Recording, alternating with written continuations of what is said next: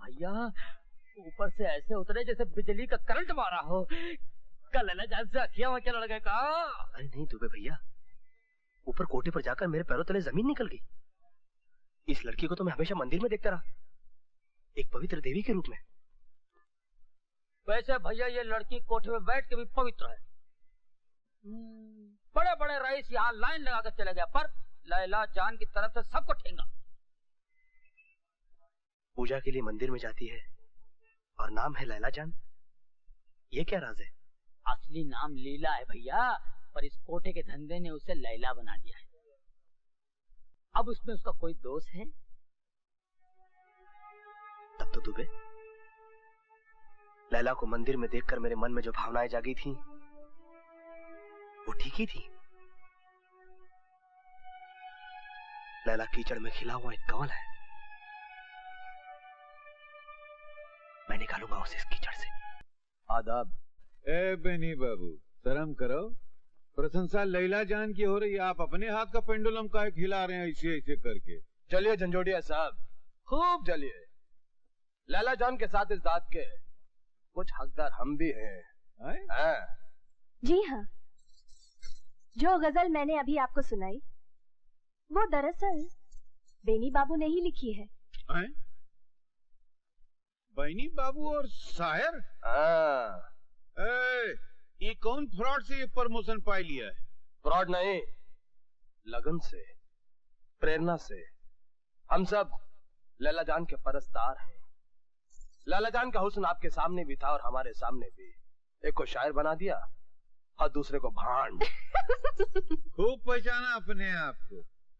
तुम बने रहो भांड, शायर बन के हम दिखाएंगे।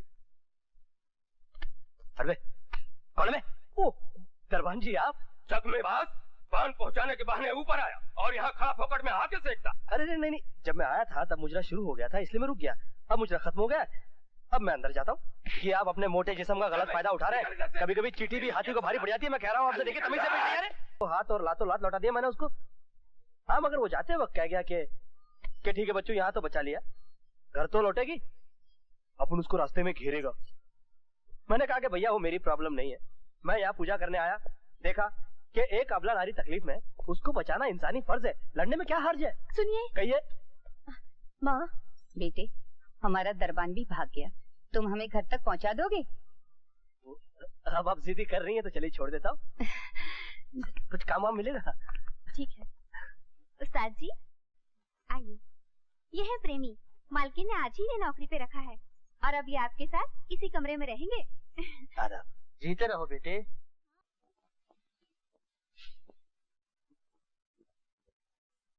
आप तो कमाल के शायर बन गए हैं बेनी बाबू। मुझे तुमने बनाया है शायर, कुछ दिनों में तुम मुझे दीवाना बना दोगी। आज तो ना बनिए दीवाने बेनी बाबू, मेरे बेडरूम तक आने की छूट आपको सिर्फ शायरी के लिए दी गई है, दीवानगी के लिए नहीं। तो अपने बेडरूम की लज्जतें भी मुझे सौंप दो जाने मन, मुंह मांगे दाम दूंगा। अपनी एक रात मुझे इनायत कर दो। एक रात?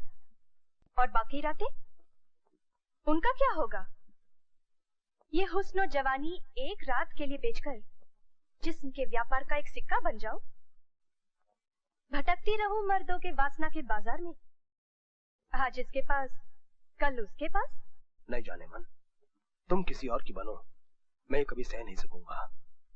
तुम्हारी हर रात सिर्फ मेरे लिए होनी चाहिए। जिंदगी भर का सौदा कर लो मेरे साथ, मैं कोई भी कीमत चुकाने के लिए तैयार हूँ। यही तो मुश्किल है, हर चाहने वाला मुझ पर कब्जा करना चाहता है, लेकिन मैं तो सबकी बनकर रहना चाहती हूँ, इसीलिए किसी की भी नहीं बन सकती। चाहती हूँ कि मेरे हुस्न के सभी लोग तलबगार रहे। प्रेमी, प्रेमी। क्या बात है जवानी? ये लो 1000 रुपया और मालकिन का हुक्म है 4 बोतलें विस्की और 8 दर्जन पान। अच्छा। मुजरा जमने वाला है। 7 सुर में आ चुके हैं लैला जान, सुनाइए हमारी वो ताजा गजल, ताकि लोग हमें दाद दें और झंझोटिया सेठ चले। आप ये दाद और खुजली जो है बाद में बटोरते रहिएगा। लैला जान जरा ठुमरी हो जाए, बहुत दिन हुए ठुमरी सुने हुए। सेठ जी, आपकी फरमाइश भी पूरी कर देंगे, लेकिन पहले बेनी बाबू की गजल। अरे गजल वजल तो अभी पैदा हुई है ससुरी। ठुमरी तो तब से जिंदा है जब नटखट नंदलाल वृंदावन में रासलीला रचाते थे और कहते थे कि छूने नहीं दूंगी शरीर, नजरियों से दिल भर दूंगी। हमारी बीती आप हमें सुनाइए ना लैला जान। नहीं नहीं नहीं, मुझे तो वो ठुमरी ठीक से याद भी नहीं। हाँ, मगर आपकी फरमाइश झंझोटिया सेठ जरूर पूरी कर सकते हैं। ठीक ही तो कहती लैला जान, ठुमरी की अदायगी आप ही ठीक अदा कर सकते हैं। अरे नहीं भाई, वो हमको याद नहीं है। अरे नहीं भाई, अरे आज आपको हमारी फरमाइश तो पूरी करनी ही होगी।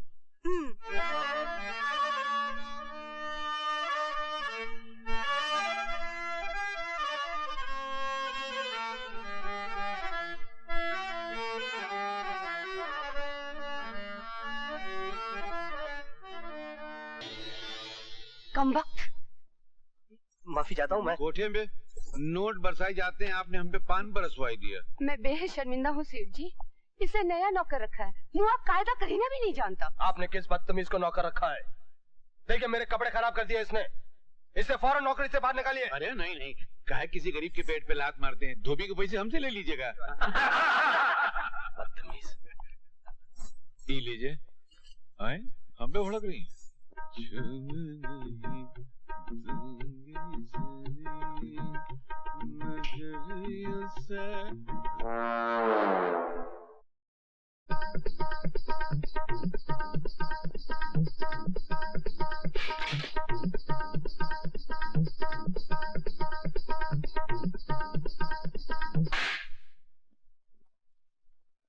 हाय कुर्बान जाऊं का सब दिया है रानी।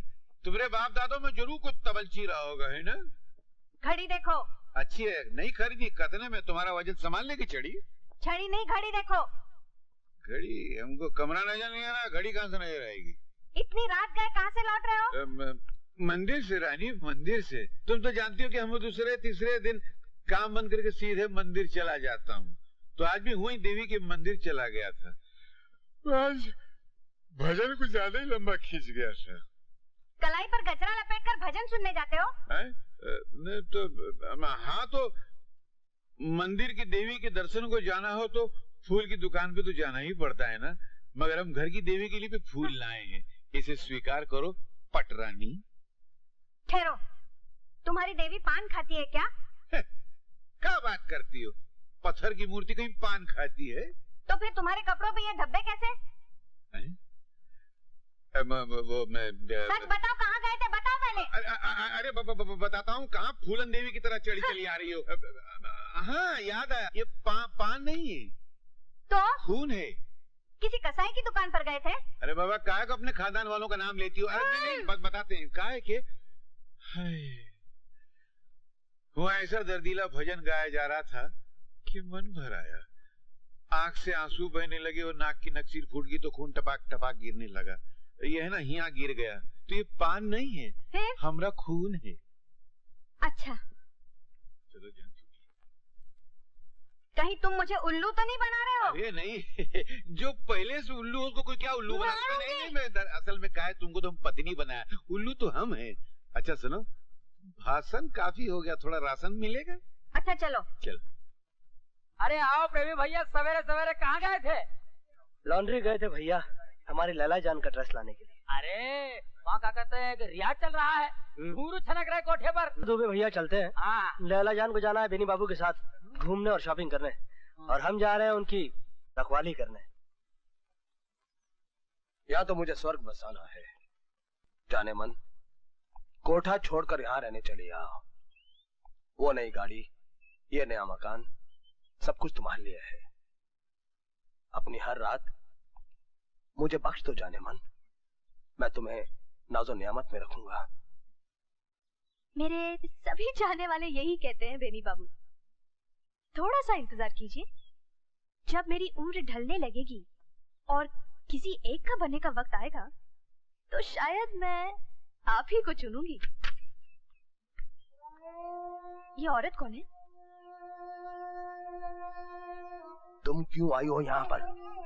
क्या पति के घर आने के लिए पत्नी को इजाजत की जरूरत होती है? मैंने ये घर तुम्हारे लिए नहीं बनवाया है। चुपचाप अपने घर में जाकर पड़ी रहो। तुम क्यों मेरे पति के पीछे पड़ी हुई हो? मैं कहता जाऊं यहाँ से। आप चुप रहिए बेनी बाबू, मैं इन्हें जवाब दे दूं। आपका ख्याल है कि मैं बेनी बाबू के पीछे पड़ी हूँ? माफ कीजिएगा, लैला जान उन कोठे वालियों में से नहीं है जो रईसों को फांसती है। बड़े बड़े रईस खुद मेरे पीछे पड़े रहते हैं। बेनी बाबू भी अपने पति की इतनी ही दीवानी हो तो उसे अपना बनाकर रखना सीखो। और कैसे बनाओ? उनकी हर आज्ञा तो मानती हूँ, हर तरह से जी जान से उनकी सेवा करती हूँ। आज्ञा मान के सेवा करके बनी रहो इनके जीवन में नौकरानी। शौकीन पति को अगर अपने बस में करना है तो दिलरुबा बनो देवी जी। ये सीधी सादी गाय बनकर कुछ नहीं होगा। जरा लिपस्टिक लगाओ, थोड़ा सा फैशनेबल बनो, तरह तरह की अदाओं से दिल लुभाना सीखो। अगर आज तुम्हारे पति मेरी तरफ खींच रहे हैं तो इसमें मेरा कोई दोष नहीं, दोष खुद तुम्हारा है।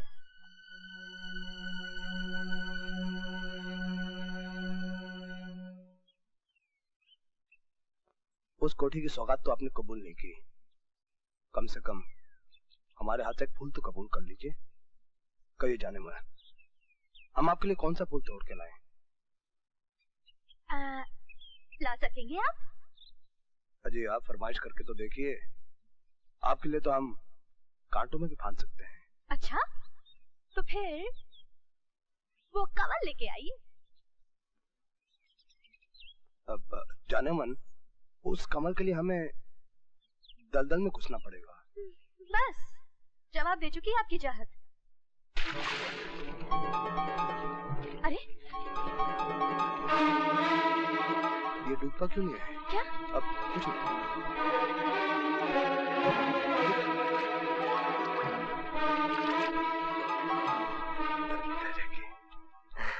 ये लीजिए सरकार, आपकी फरमाइश इस गुलाम ने ही पूरी कर दी।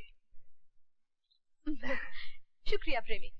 इसकी हालत तो देखो, अभी हमें बगीचे में घूमना है, सैर करनी है। ऐसी भूतिया हालत में हमारे साथ चलेगा ना तो लोग हम पर हंसेंगे। वैसे भी साला बदबू मार रहा है। ये ठीक है रे प्रेमी, तुम ऐसा करो, बागीचे के किसी कोने में जाके ये कीचड़ धो लो और आज जो नया जोड़ा खरीदकर लाए ना वो पहन लो। तब तक हम क्या करते हैं मालूम है? तुम गाड़ी पे आ जाना, हम बगीचे में सैर करते हैं और बातचीत करते हैं बड़े प्यार से। यू नो प्यार।